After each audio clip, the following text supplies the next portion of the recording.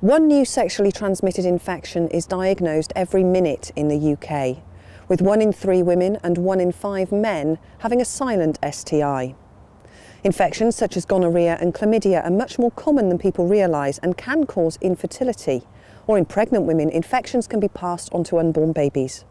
Bryan, there are some shocking statistics regarding STIs. What do you actually test for at Innermost Secrets? Well, one of the big problems with sexually transmitted infections is that many of them are completely silent. So it's difficult either taking a history from somebody to try and work out what infections might be present. And so, sorry, by silent you actually mean there are no symptoms? Absolutely no symptom at all. Somebody who's perfectly fit and well, a woman who doesn't have any discharge, any discomfort, anything at all as a guide or a man, that there might actually be a problem there. And it's one of the reasons why sexually transmitted infections spread so quickly, because people don't know that they're passing it on to others. So if somebody came to have some tests from you, is it truly confidential? I mean, you say it's confidential. How do you deliver the results? We have actually pioneered the use of a laboratory technique which now allows you to check a urine sample for most of the common sexually transmitted infections. And one of the big advantages of that is that you can actually now order from us a kit over the internet, provide a urine sample at home and then send that sample to the lab, so it's no longer necessary to actually come to a clinic to see us or the GP or to go to a gum clinic.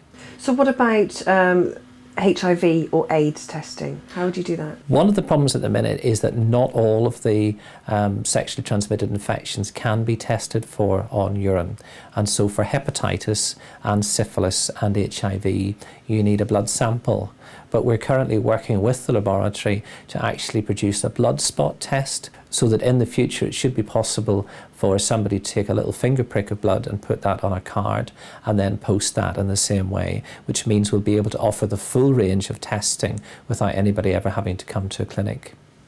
But at the moment you are still offering the HIV and hepatitis tests via blood tests, but I understand you have to go to your doctor just to have the blood drawn. Yes, that's right. Patients can either come here or they can take one of the sample kits to a GP or to a private clinic to actually have the sample taken, or if they have a family member or friend who is a nurse, they can actually take that sample for them and again post them off.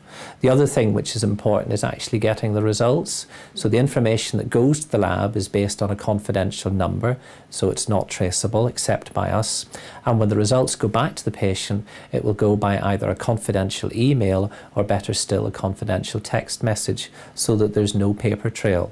So what happens with any of these infections if the test results are positive?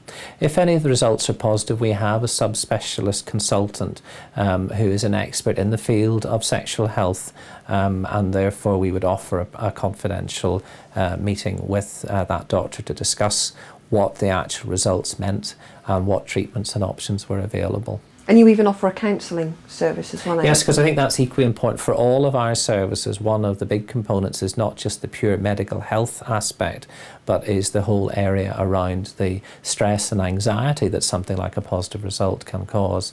And therefore we have a full range of counselling services and an expert in counselling to support people through that. So who do you think should be tested?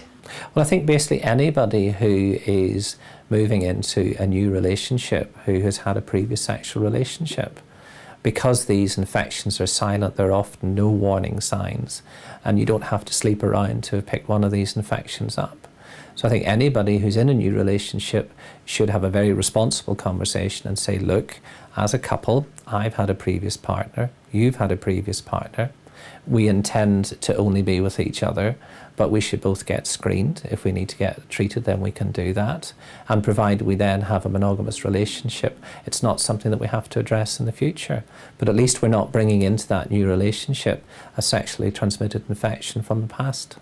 Would you actually consider having the test in a relationship yourself? Yes. I mean, I've had a previous partner. If I was in a new relationship, I think you owe that as a sense of responsibility to your new partner.